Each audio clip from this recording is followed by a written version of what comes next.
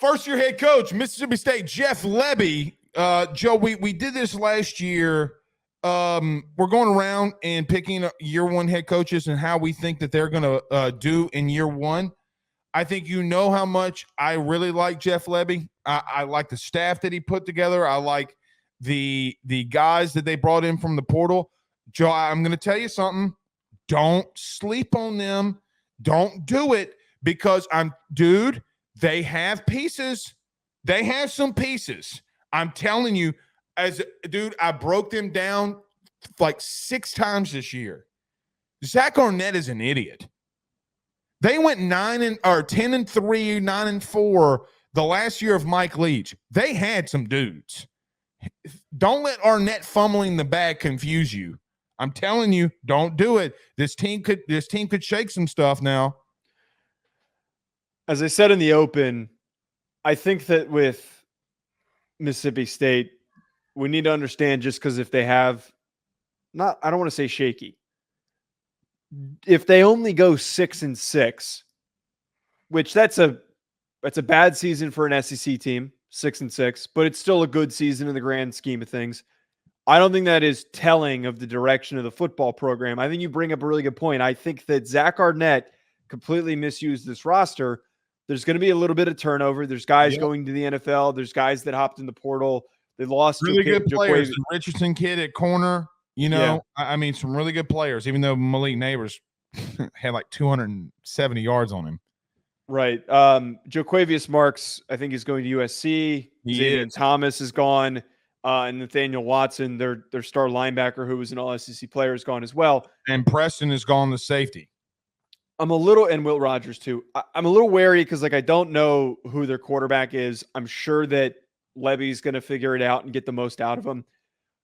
Here's where I'll say that I agree with what you're saying. And I think that the take here is not that Mississippi State wins 7-8 games and surprised everybody. That's not the take.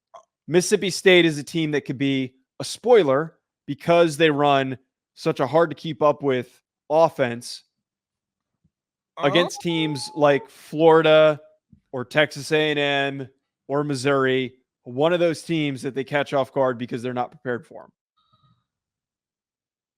Hold on.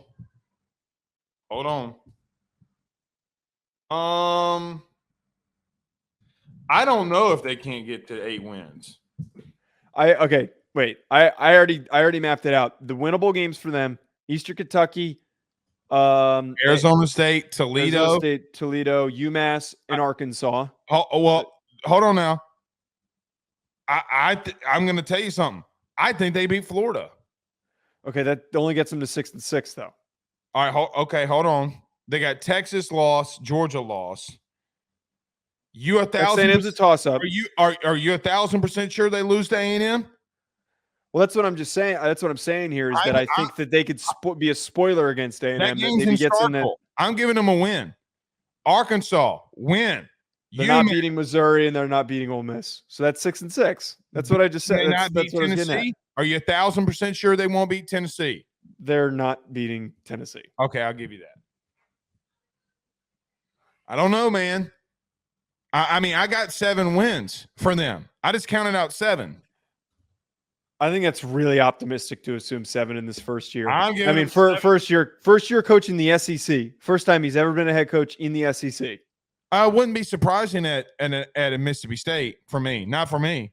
But I'll tell you this though. I promise you this. They went in the portal and got some offensive linemen that can play now. Now, I do agree they got to figure out the quarterback situation. Marlon Martinez can play. I've seen him play. No, he can play. He's probably going to be one of the better centers in the league. Like, he's going to play. All right, he had some issues here and there at LSU, but couldn't see the field because he just got beat out by a better guy. I mean, you got a really good O-line at LSU. But, dude, I don't know if they don't run the ball really effectively. I'm telling you, Joe, they have pieces, man. This is not a team that you can just look at and say, you know what they are? I don't completely disagree with you because we're obviously just arguing over one win here. Dude, they're the team, though, that you line up with. And if you're like Kirby or you're Sark or you whoever, like, God damn it, we got to play this team. They're going to be physical. They're going to run the football. They're going to beat us up a little bit, and we're gonna beat them by 20. Texas might beat them by 20, Joe. But you know what? Sark the next week's like, God damn it, my dudes. They like that was a physical football game. That is who Mississippi State's going to be, man. Don't underestimate them. Don't do it. I think that the one thing that you're bringing up here is important, and that's what Mississippi State has always been. They've always been that, when they're good, has always been that type of a team that's unexpected, that pulls out wins against teams that you're not really predicting to do so. And that's what the expectation should be. You know who they're going to be? A little bit better Arkansas.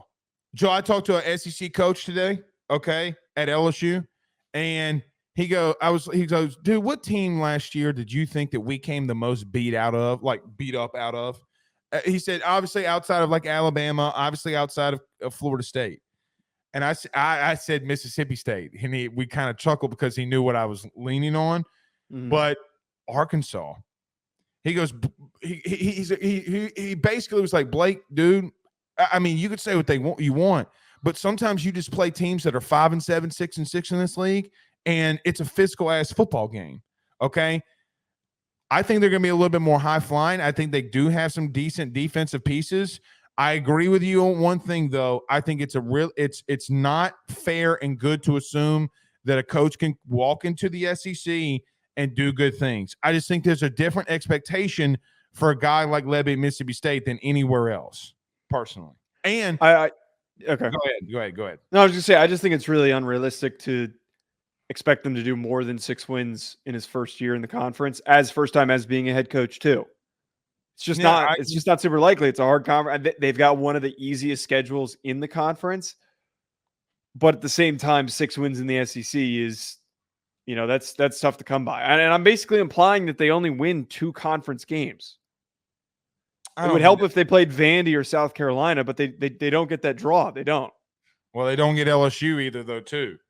So you bring off LSU, you put on Missouri. Which I don't know, if Mississippi State wouldn't want a little change in scenery in that venue. Because that one's been, Joe, they've been in the West. Would you rather face LSU or would you rather face Missouri? Historically, Missouri, but like right now, both are tough teams to beat. A loss to them against Missouri is much more easier than a loss against LSU. No, they'll say no because it's LSU. No, they need to change the scenery. Yeah, they've gotten the shit kicked out of them. Yeah. Hey, being in the West, I think they're gonna win 7 games. I think they beat Arkansas. I think they beat A&M. Well, I had Arkansas in there. I just Florida's the one that makes the most sense. But you know what? There could be. I get what you're saying. There could be, from a talent to talent perspective. What you're saying is there could be a chance that they don't win a conference game. At the end of the day, too, though, if there's a more prepared first year coach, though, with a good roster, it's Texas A&M. Like I feel like I don't want to pick Texas A&M to lose a trap game like that. It's A&M. They lose trap games every year. That's what makes them Texas 8-4. Well, that was the whole point of getting Elko, is that you beat all the teams you're supposed to beat, and then you lose to you're probably going to lose those top 3. I've seen this story played out at A&M every time. This is one of the more high floor hires that they've ever had. More high floor than Sumlin, more high floor than not high ceiling. High floor. I don't think you can do that. I don't think you can do that to Jimbo. Yes, I can. Because Jimbo, you bring him in and the expectation is to win a national championship, but he's never coached in the SEC before, so you don't know what he's going to do. Or no, sorry, he has it as an assistant. But the expectation is that you're getting a national championship, but then we saw what the low level of it was, which was them playing like dog shit. And with Sumlin, he went and recruited all these 5-star kids, and none of them played to the expectation because he didn't develop them. The ceiling was really high. You're getting all these big recruits, but then the floor is that they don't develop and they suck. Did. On the field? He had a better record. Not at the end, but yeah. No, in the end, he did. Sumlin was a better head coach at A&M than Jimbo was. But I Jimbo just was think a that national Elko's champion. different. Jimbo was a national champion, though. Yeah. His floor was much higher coming in than Elko was. If Elko fails, you say, well, you hired the dude at Duke. You could have had Mark Stoops. That's what you'd say. What I'm getting is I think the floor for Texas A&M with him is more like, you consistently win 8 games. BetOnline remains your top spot for all of your live betting action and contests. NFL, college football, UFC, NHL are all in full swing. BetOnline is your number one source for wagering news, odds, trends, and predictions with both desktop and mobile access at any time. Head to BetOnline today and use promo code BELIEVE, that's BLEAV, for 50% off your first deposit. That is a 50% welcome bonus. BetOnline, where the game starts.